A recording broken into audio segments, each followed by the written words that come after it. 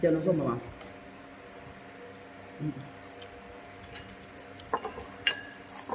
เพื่อนไม่กินละ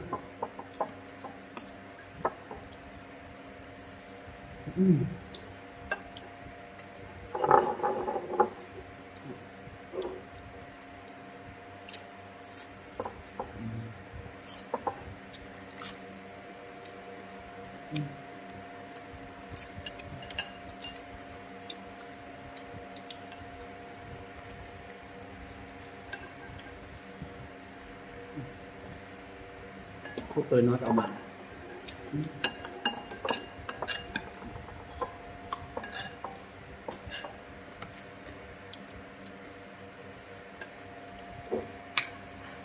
เบียนวินัยเลย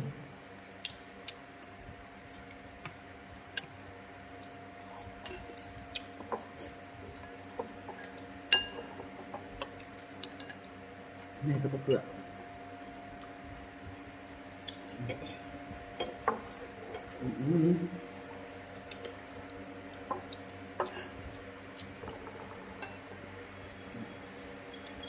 แซ่บมาเจียวน้ำส้มเสร็จไม่เผ็ดแซ่บนะ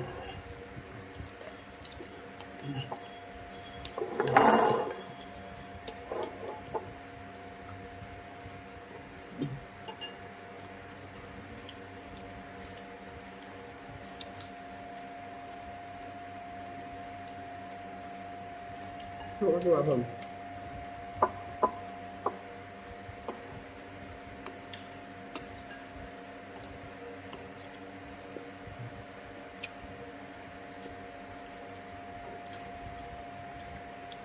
ที่ชูมาเลยทำยัง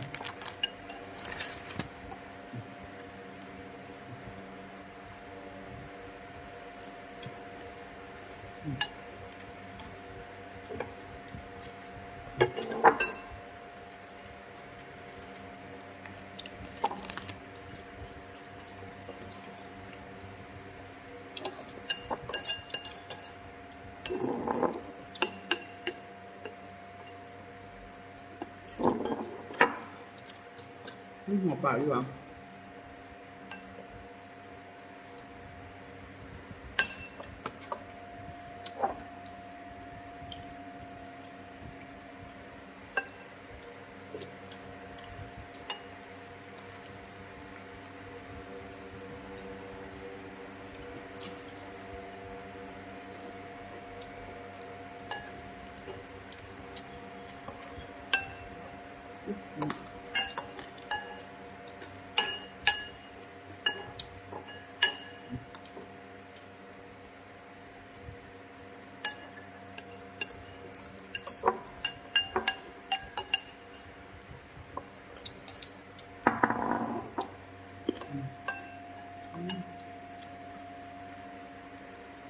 ว่ามัน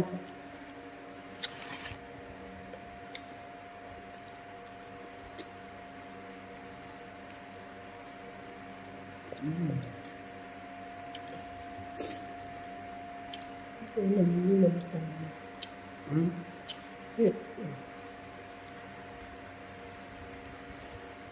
ส้มน้ำส้มมันเผ็ดไม่ใช่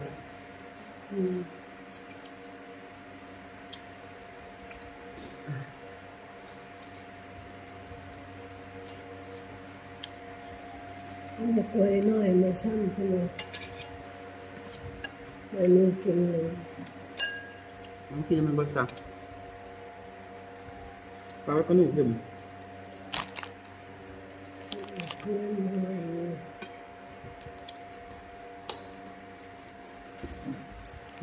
้ย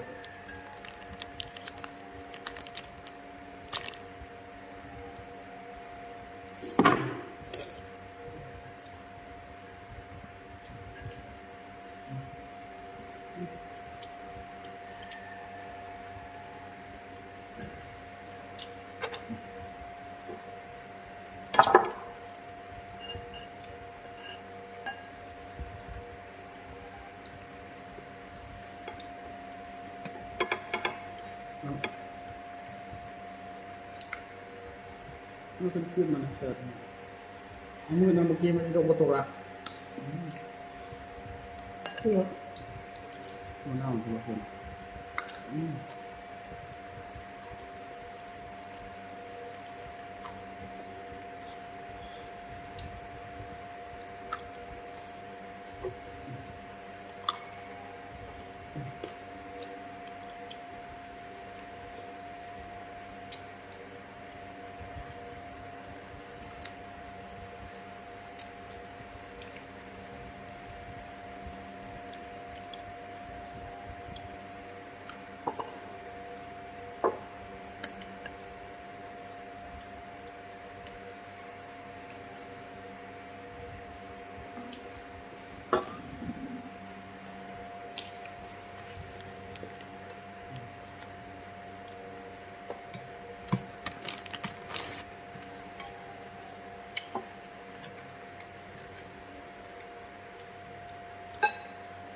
ยิ่งไม่พอ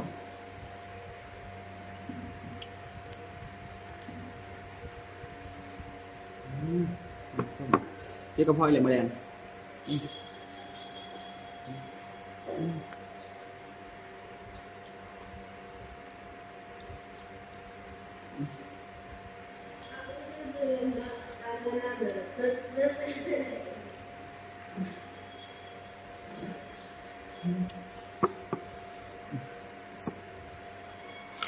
บอกกันเยอะด้วย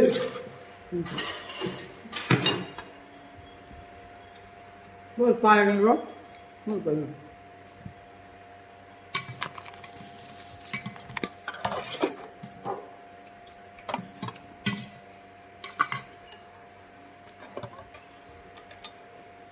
เผ็ดกินไหมเมียแล้วละบังนอนล้างมือ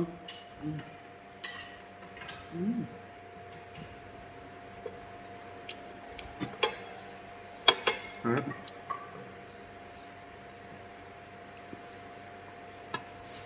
เผ็ดครับ